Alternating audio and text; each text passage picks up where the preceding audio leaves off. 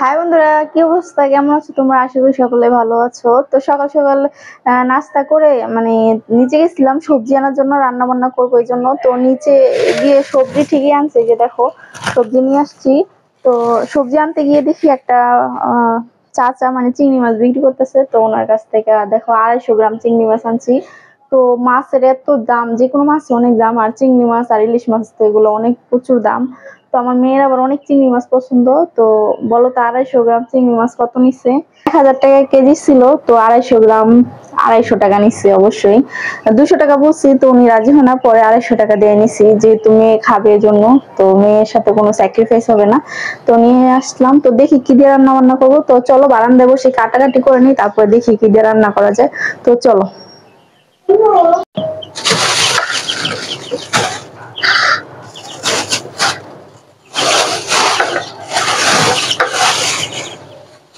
তো দেখো বাজারগুলো ডেলি নিলাম, আর এদিকে মুরগিগুলো ছেড়ে রাখছি বারান্দায়। সকালবেলা দেখো ঘুম থেকে উঠে প্রথমে নাস্তা করার আগেই সবসময় আমার যেটা কাজ থাকে, বারান্দা পরিষ্কার করে তারপরে খাঁচা পরিষ্কার করে মুরগিদের খাবার দেওয়া। তো দিয়ে তারপর নাস্তা টাস্তা করে তো নিচে গেলাম বললামই। তো চলো এখন কাটাকাটি করে নিই। আর এই যে আমার মুরগিগুলো আমার পায়ের নিচে আছে, এখানে যে দেখো, এই যে দেখো। ওদের যদি দিনে একবার যদি না ছাড়ো, তাহলে তুমি ঘরে থাকতে পারবো না, চিল্লা চিল্লিতে তোমার মাথা একদম ফাটাই দিব। তো ওই জন্য ছাড়ে রাখছি একদম। সব নিয়ে দেখো বসে পড়ছি, বডি প্লেট প্লেট পেঁয়াজ মরিচ সবকিছু। তো কাটাকাটি করব। আর এই যে আমার মেয়েও সাথে আছে, সাথে পিছনে আমার মুরগিগুলোও আছে। তো চলো কাটাকাটি করে নিই সব। তো চিংড়ি মাছগুলো প্রথমে বেছে নিচ্ছি। আর বারান্দায় বসার একটা কারণ আছে, কারণ আজকে বারান্দায় প্রচুর বাতাস, ঠান্ডা, বুঝতে পারছো। বারান্দায় নত কি আর বসা যায়, যে গরম থাকে, রোদ থাকে। তো আজকে ঠান্ডা দেখে বারান্দায় বসলাম। মিষ্টি মিষ্টি হাওয়া, সাথে কাটাকাটি করতে খুব দারুণ লাগতেছে। চিংড়ি মাছগুলো সুন্দর আছে, দাম একটু বেশি হইলো। চিংড়ি মাছ তো মজাই লাগে খাইতে, আর আমার মেয়ের পছন্দ যেহেতু, ওর জন্য আনা হয়েছে। ও, সে আবার স্লাইড আনছে, এটা বলতে বলতেছে। তুমি বলো।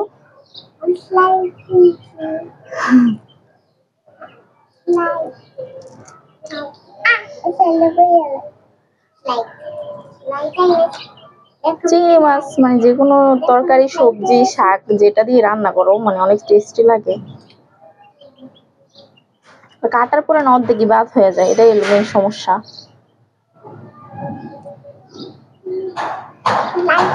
আজকে সকালে নাস্তায় খিচুড়ি বানাইছিলাম, তো ওইটা শেয়ার করি নাই। এই জন্য নাস্তা করার পরেই নিচে গেছিলাম সবজি আনার জন্য। আর গিয়ে পরে চিংড়ি মাছগুলো পেলাম। মাছ আনার কোনো ইচ্ছে ছিল না, গিয়ে পছন্দ হয়েছে করে নিয়ে আসলাম। আমাদের বাসার কোনায় অনেক আঙ্কেলরা যে পাতিলে করে মাছ বিক্রি করে না, ওনারাই বসে সবজি বিক্রি করে যেখানে না, ওইখানে বসে আর কি। আর সবজি আনতে গেলে অনেকের পছন্দ হয়, দেখা যায় নিয়ে আসে। তো যেমন আমি নিয়ে আসলাম এরকম আর কি। আর ওনার আবার হাইটাইটও বেশ, ধরো এখন সকাল থেকে দুপুর পর্যন্ত এখানে বসে বিক্রি করব, যতটুকু বিক্রি হয়। তারপরে মনে করো সারাদিন হাইটে হাইটে বিক্রি করবো বাদ বাকি গুলা। সবসময় আবার বসে না, মাঝে মধ্যে। বিশেষ করে চিংড়ি মাছ, ট্যাংরা মাছ, তারপরে ধরো পাবদা মাছ, এগুলো নিয়ে বসে। তো বড় বড় মাছ নিয়ে আবার বসে না, বড় বড় মাছ আবার বাজার গিয়ে আনতে হয়। তো আমি সবজি আনতে গেছিলাম, কিন্তু সবজি দেখলে তো আনিনি বেশি। টমেটো আনছি, আর দুন্দুল আনছি, আর ধনেপাতা, কাঁচামরিচ, টমেটো, একটা বোম্বাই মরিচ আনছি। তো বোম্বাই মরিচটা তো আমি দেখো নিয়েছি ঠিকই, কিন্তু আমার মুখে যে ঘাও অল্প অল্প এখন আছে, আমি তো ঝাল খাইতে পারবো না। নিয়ে পরে এখন 5 টাকা দিয়ে নিচ্ছি, পরে আমি কাটলাম মরিচ নিলাম, কে খাইবো। যাই হোক রেখে দেবো নি, আর খেতে পারলে খাবো দেখি। তো চলো ঝটপট চিংড়ি মাছগুলো কাটাকাটি করে নিই, তারপর সবজিগুলো কাটাকাটি করি।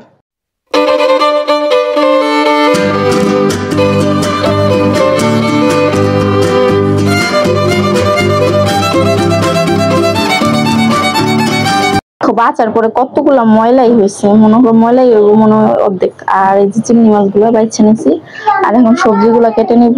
তো চলো ঝটপট কেটে নিই, অনেকটা টাইম চলে গেছে এগুলো বাঁচতে বাঁচতে, প্রায় আধা ঘন্টার মতো লাগলো।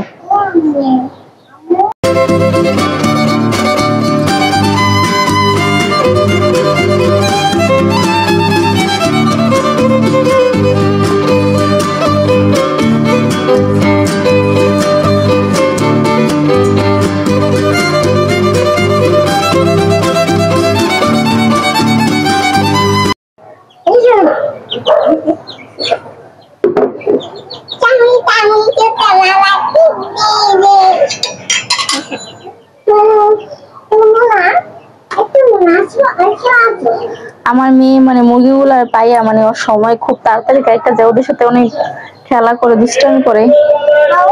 এই যে দেখো কি করতেছে, দাঁড়াও একটু ক্যামেরাটা উপরে উঠে দিই ভালো করে দেখতে পাবো। এই যে পিছনে খাওয়ান গুলা পড়বো, দেখো মুরগির দোল খাওয়াই, ভাবতে পারো কি করছো? মুরগির দোল খাওয়াচ্ছ?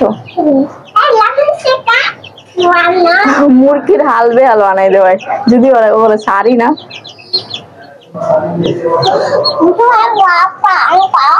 বাংলার ভিতর বৈশা মুরগির নিয়ে দোল খাইতেছে, বাবা যায় তো দুষ্টু হয়েছে না।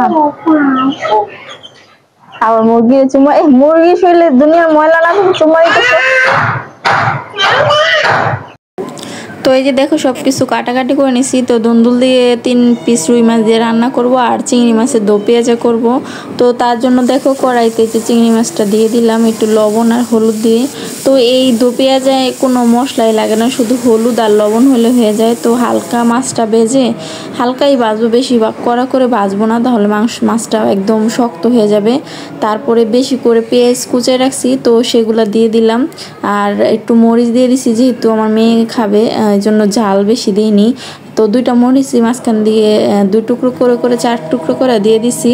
আর এইভাবে শুধু লবণ আর হলুদ দিয়ে এটা ভাজা ভাজা করতে করতে একদম দেখো শুকাই গেছে একদম। এখন ধনেপাতা দিয়ে নামিয়ে নিলে হবে। মানে এটা আমি চিংড়ি মাছের দো পেঁয়াজাই বলি, কারণ পেঁয়াজ দিয়ে শুধু চিংড়ি মাছটা ভাজা হয় আর অন্য কোনো মশলা এত বেশি দেওয়া হয় না। আর এটা খেতেও অনেক দারুণ লাগে, একদম শুকনো শুকনো ভাত দিয়ে খেতে অস্থির লাগে। তো আমারও ভালো লাগে, সাথে আমার মেয়ের আমার হাজব্যান্ডের এই রেসিপিটা খুবই পছন্দের। তো অর্ধেক চিংড়ি মাছ করছি আজকে দেখো, আর অর্ধেক রেখে দিচ্ছি। আর এই যে চিংড়ি মাছটা, আর এদিকে হলো শুধু 3 পিস রুই মাছ রান্না করছি দুন্দুল দিয়ে, কারণ বড় মাছ খাওয়া হয় না এজন্য। রান্না শেষ করে নিছি, তো এখন একসাথে গোসল করতে চলে যাব। তো কেউ গোসল করিয়ে দিব, আমিও গোসল করে নিব, কারণ অনেক দেরি হয়ে গেছে। দেখো কয়টা বেজে গেছে, 2:30 বাজে, কাজ করতে করতে 2:30 বেজে গেছে। তো রান্না বান্না করে ঘর দর পরিষ্কার করে মুছে নিছি, তো এখন কাপড় চোপড় বের করে নিছি। তো চলো গোসলটা করে আসি, এসে খাওয়া দাওয়া করবো। আমার মেয়ের অনেক ক্ষুধা লেগে গেছে, আর যেহেতু চিংড়ি মাছ রান্না করছে ওর বেশি ক্ষুধা লেগে গেছে। তো চলো গোসল করে আসি। তো গোসল করে চলে আসছি, তো কাপড় চোপড় গুলা বারান্দায় মেলে দিয়ে আগে মেয়েকে খাইয়ে দিব, তারপরে আমি খাবো, কারণ ও নয়তো ঘুমিয়ে পড়বে, কারণ 3টার মতন বেজে গেছে, এজন্য ওকে আগে খাইয়ে দেবো, তারপরে আমি খাওয়া দাওয়া করবো। তো চলো আগে কাপড় চোপড় গুলো বারান্দায় মেলে নিই। এই যে দেখো মেয়ের জন্য খাবারটা প্লেটে নিয়ে আসছি, তো ওকে খাইয়ে দিব। তো একটু ঢং করতেছিল, মানে প্রথমে খাবে না, পরে দেখো আমি চিংড়ি মাছটা দিয়েছি, গপ করে খেয়ে নিছে। মানে মজার খাওয়ান পায়, একটু ঢং আর কুহারা করলো প্রথমে। তো তারপরে খেয়ে বলতেছে আম্মু ইয়াম্মি। তো যাই হোক ওকে খাইয়ে তারপরে আমিও আর আমার হাজব্যান্ডও খেতে বসলাম। তারপরে এই যে দেখো আমি খাচ্ছি, আর আমার মুখে এত মানে ঘাও হয়েছে, খেয়ে মানে কোনো খাবারই স্বাদ পাই না, তাও খেতে হবে, কি করব, ওষুধ তো খেতে হবে। তো অল্প করে খেয়ে নিলাম। গুড ইভিনিং বন্ধুরা, এখন হলো সন্ধ্যা 7টা বাজে। তো দুপুরবেলা খাওয়া দাওয়ার পরে ঘুমিয়ে পড়ছিলাম, তো আর ভিডিও করা হয়নি। তো উঠছি অনেকক্ষণ হয়েছে। তারপরে হলো রাব্বু হলো নিচে গেছিল, তো তরমুজ আনছে একটা, তারপরে যে মেয়ের জন্য কিটকেট আনছে, দেখো কিটকেট খাইতেছে। দেখো তোমার কিটকেটটা দেখো, দেখো কত বড় কিটকেট খাইতেছে, আমারে দিতেছে না, আমার একটু দাও। তা আমি খাবো না, আমি দুষ্টামি করতেছি, ওরটা ওই খাক। আর হলো পেঁয়াজের দাম অনেক বেড়ে যেতেছে, এই জন্য বলছিলাম পেঁয়াজ আনার জন্য, তো এই জন্য 10 কেজি পেঁয়াজ নিয়ে আসছে। তো ওইগুলা পেঁয়াজগুলো এখন ওই রুমে সেটিং করে রাখবো, চলো তোমাদের সাথে শেয়ার করি। তো পেঁয়াজগুলো এই রুমে রাখছি, গুছিয়ে রেখে দিছি, তো তোমাদের সাথে শেয়ার করি, দাঁড়াও ব্যাক ক্যামেরায় দিচ্ছি। এখন মনে করো গত সপ্তাহে 45 টাকা করেছিল, এই সপ্তাহে ধরো 60 টাকা। আর মনে করো কোরবানির আগ দিয়ে তো 100 টাকা একদম দাঁড়ের কাছে যাইবই। 100 টাকা ওই না হইলো 100 টাকার কাছাকাছি যাইবো, আর এর বেশি হইলে তো 100 টাকার উপরে যাইবই, সমস্যা কি, যত বাড়াইতে পারে হ্যাঁ লাভ পেঁয়াজ ব্যবসা কি। তো আমাদের 10 কেজি হয়ে যাবে অনেকদিনই, এজন্য নিয়ে আসছে ওর আব্বু একবার শুধু। আর এদিকে দেখো এই যে তরমুজটা কেটে নিয়ে আসলাম, আর কলা ডিম সিদ্ধ করছি 2টা, একটা ওর আব্বু খাবে আর একটা আমি খাবো।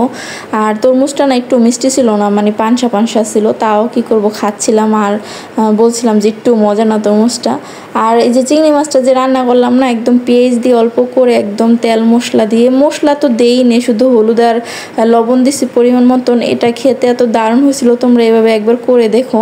আমার মেয়ের মানে চিংড়ি মাছের যত রেসিপি আছে এর মধ্যে এটা মানে অনেক বেশি পছন্দ, মানে চিংড়ি মাছ পেঁয়াজ দিয়ে এভাবে ভাজা ভাজা মানে দো পেঁয়াজা টাইপের করে দিলে খুবই মজা করে ভাত খায়। তো সবাই ভালো থেকে সুস্থ থেকে আল্লাহ।